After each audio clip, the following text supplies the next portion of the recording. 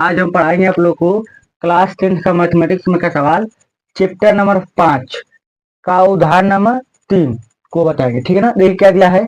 AP दिया है 2, 7, 12, dot dot का दसवां दसवां पद ज्ञात कीजिए। ठीक है ना। देखिए आप लोग इस सवालों को कैसे हल करेंगे। ठीक है। हल लिखेंगे। हल लिखने के बाद लिखेंगे दिया है। ठीक है। दिया है लिख दिए। अब देखिए क्या करेंगे आगे। लिखेंगे a1 बराबर कितने दे दिया है 2। इसको लेंगे a1, इसको a2, इसको a3। ठीक है ना। इतना की आवश्यकता है। ठीक है ना। अब देखिए जो है 10वां पद है, 10वां पद निकालने का मतलब इसका मतलब n का मान 10। ठीक है। अब किसका मान निकालेंगे d का मान। ठीक है। तो d का मान आप लोग कैसे निकालेंगे। देखिए d बराबर क्या होता है a2 माइनस a1। ठीक है। अब देखिए d बराबर लिखेंगे a2 का मान 7 ले लेंगे। ठीक है।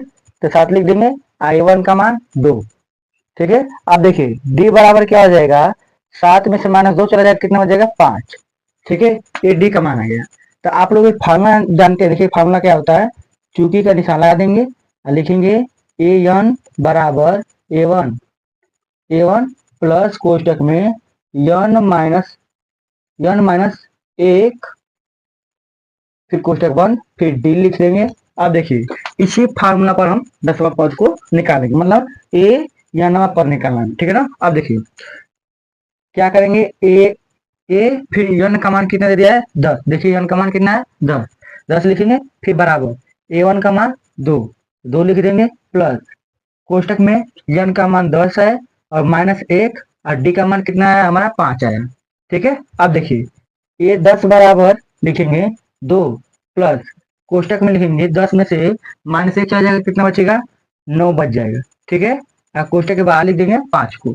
अब देखिए आगे क्या लिखेंगे आप लोग, ए10 बराबर 2 प्लस 9 का मल्टीप्लाई 5 में करके कितना जाएगा 45। ठीक है। अब देखिए ए10 बराबर कितना जाएगा 2, ठीक है, 2 प्लस 45 कितना हो जाएगा 47। ठीक है।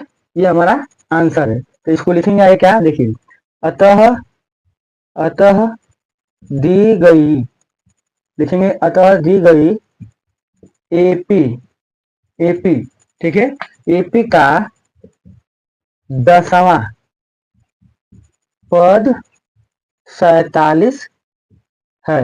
ठीक है। तो आप लोग अगर ऐसे सवाल को इस तरह बोर्ड एग्जाम में करते हैं तो आप लोग का अच्छा नंबर आएगा।